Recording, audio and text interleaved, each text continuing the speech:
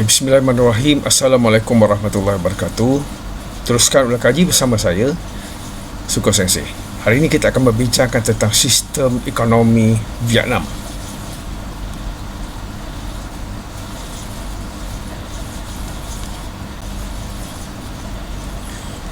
Dalam sistem ekonomi Vietnam, yang pertama sekali kita perlu lihat dari segi ciri-ciri ekonomi tradisional di Vietnam.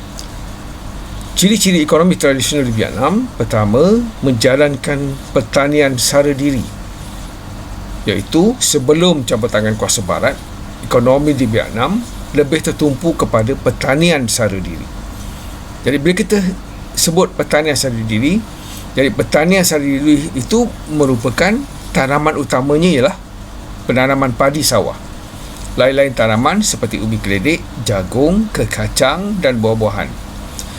Kalau mengikut sistem ekonomi tradisional ini, dalam sistem pertanian yang bersifat sara diri, hanya lebihan hasil ditukar untuk mendapatkan barangan keperluan yang lain.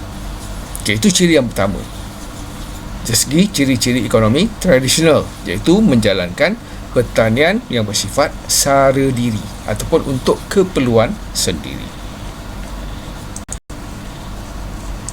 Ciri kedua dalam sistem ekonomi tradisional yang bersifat sara diri adalah teknologi pertanian yang lama digunakan. Maksudnya teknologi yang mudah, yang ringkas, yang terdiri daripada alatan-alatan yang mudah, seperti cangkul, tajak dan sebagainya.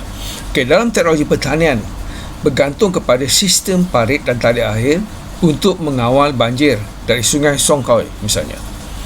Okay, ada satu sistem pengairan yang mudah, misalnya sistem parit dan juga tali air. Yang kedua, teknik kawalan air dan penggunaan sistem roda yang dikendalikan oleh binatang yang digunakan, ataupun teknologi ini diambil daripada negara China. Dan ciri yang kita boleh kaitkan dengan teknologi pertanian yang lama ini adalah berkaitan dengan lebihan air dari delta sungai Song Koi digunakan untuk mengairi kawasan yang kering. Okay, ini adalah salah satu sumber air yang penting untuk membolehkan kegiatan pertanian berkembang di Vietnam pada waktu itu, dengan berasaskan kepada teknologi pertanian yang lama, yang tidak boleh memberikan hasil yang banyak pada waktu itu.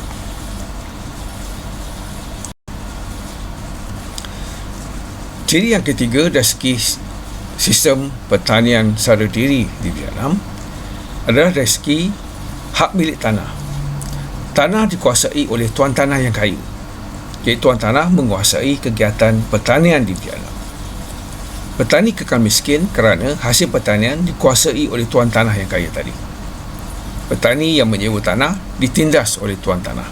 Itu berlaku menjadi salah satu ciri penting sistem ekonomi tradisional di Vietnam sebelum penguasaan ataupun perluasan kuasa barat, khususnya Perancis di Indochina.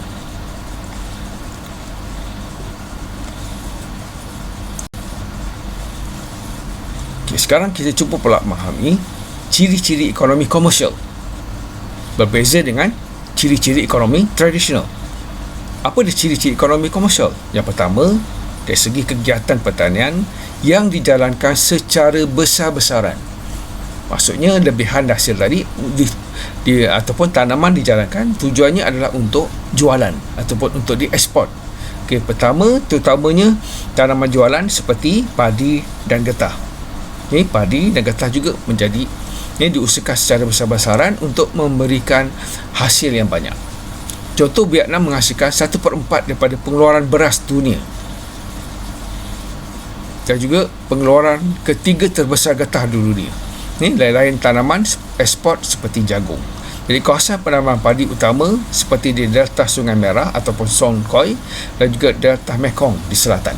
Jadi ini membolehkan kegiatan ekonomi komersial berlaku di Vietnam sebab kegiatan pertanian itu diusahakan secara besar-besaran ataupun menggunakan skala yang besar, yang membolehkan petani menghasilkan hasil-hasil pertanian yang banyak untuk tujuan diekspor ke negara lain. Itu yang dikatakan pertanian dijalankan secara besar-besaran. Ini merupakan satu ciri ekonomi komersial. Ini telah berlaku sejak sebelum kedatangan ataupun penjajahan Perancis di Vietnam lagi.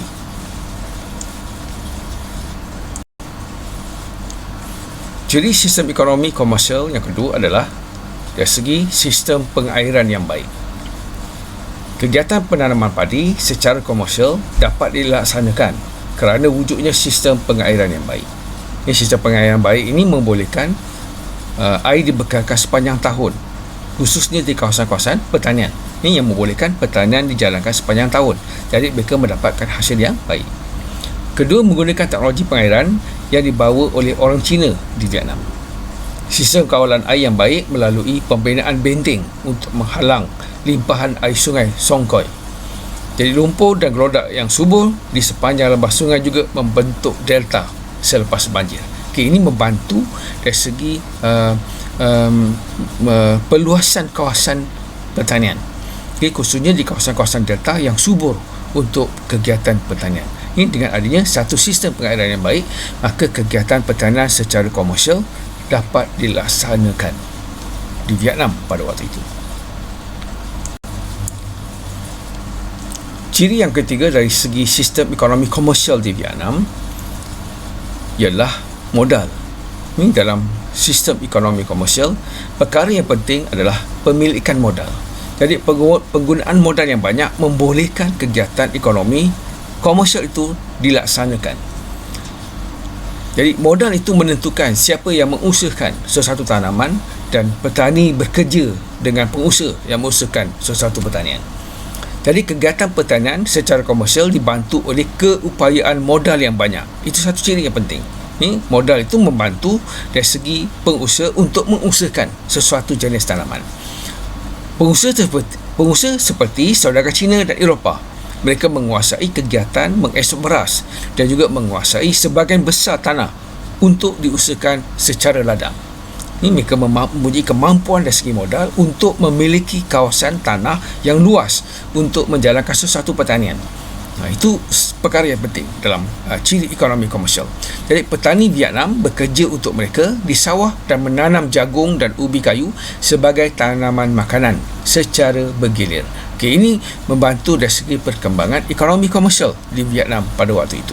Jadi pelajar, apa yang saya cuba jelaskan pada hari ini dalam masa yang singkat saja, kita cuba memahami apa yang dikatakan sebagai ciri-ciri ekonomi tradisional dan ciri-ciri ekonomi komersial. Saya beri 3 isi untuk membezakan antara ciri-ciri ekonomi tradisional dengan ekonomi komersial. Jadi pelajar cuba lihat bagaimana saya menghuraikan setiap fakta itu berdasarkan perkembangan isi. Itu yang kita nak. Setiap fakta itu mesti dihuraikan dan diberikan contoh yang relevan dengan fakta yang kita jelaskan, dan kita memberi huraian lanjutan ini berkaitan dengan fakta utama yang kita cuba menjelaskan. Itu perkara yang penting bila kita menjawab sesuatu soalan. Jadi gunakan kaedah ini, praktikkan untuk apa sahaja soalan ataupun tajuk yang kita bincangkan. Cuba huraikan sesuatu fakta itu berdasarkan apa yang kita cuba jelaskan, supaya pembaca lebih jelas tentang apa yang kita cuba sampaikan. Jadi kesimpulan yang saya boleh berikan apa yang kita belajar pada hari ini, pertama, kita nak membezakan sistem ekonomi Vietnam, iaitu sistem ekonomi tradisional dan juga sistem ekonomi komersial. Dalam sistem ekonomi tradisional ataupun sara diri, pertama, tanaman sara diri menggunakan teknologi yang rendah, tenaga buruh merupakan ahli keluarga. Yang kedua, tanaman makanan ditanam untuk kegunaan sendiri. Itu 2 ciri yang penting berkaitan dengan sistem ekonomi sara diri ataupun tradisional di Vietnam pada waktu itu. Dalam sistem ekonomi komersial pula, perkara yang pertama yang perlu kita faham adalah tanaman komersial memerlukan modal yang banyak. Itu ciri yang penting, mesti kepenguasaan dari segi modal. Dan kedua, menggunakan teknologi yang tinggi untuk pasaran ekspor. Teknologi yang tinggi membolehkan petani menghasilkan hasil pertanian yang banyak, dan lebihan itu boleh diekspor untuk pasaran luar negara yang dipanggil pasaran ekspor. Itu 2 ciri yang berbeza. Ini antara sistem ekonomi tradisional yang bersifat sara diri dengan sistem ekonomi komersial ataupun sistem ekonomi jualan untuk pasaran ekspor. Jadi pelajar, teruskan irau kaji dan pastikan apabila kita menjawab soalan, kita menjelaskan fakta yang diperlukan oleh kehendak soalan, dan setiap fakta itu mesti dia dihuraikan dengan baik berdasarkan contoh-contoh yang relevan, dan kita kembangkan isu itu mengikut kesesuaian ataupun perkembangan isi. Itu dipanggil sebagai huraian lanjutan. Jadi mesti memberi satu komunikasi yang baik. Ini dari segi bila kita menghuraikan sesuatu jawapan, mestilah memberikan fakta yang jelas. Misal saya sebut tadi, sara diri. Apa yang ada dalam sara diri? Apakah komersial? Jadi kita kena jelaskan. Bila kita sebut sara diri, kita boleh kaitkan dengan jenis tanaman, kita boleh kaitkan dengan teknologi yang digunakan, ini kita boleh kaitkan dengan bagaimana dari segi hasil, sama ada banyak ataupun sedikit ataupun lebihan. Itu yang membezakan antara ekonomi yang bersifat sara diri dengan ekonomi komersial. Jadi terus belajar, terus ulang kaji. Semoga kita dapat menjawab soalan dengan baik untuk peperiksaan semester 3 nanti. Teruskan. Terima kasih.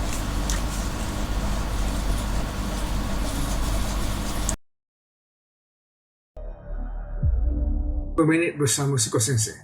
Hari ini kita akan berbincangkan tentang transformasi masyarakat dari segi ekonomi. Perkara penting yang berlaku apabila British meletakkan kuasanya di tanah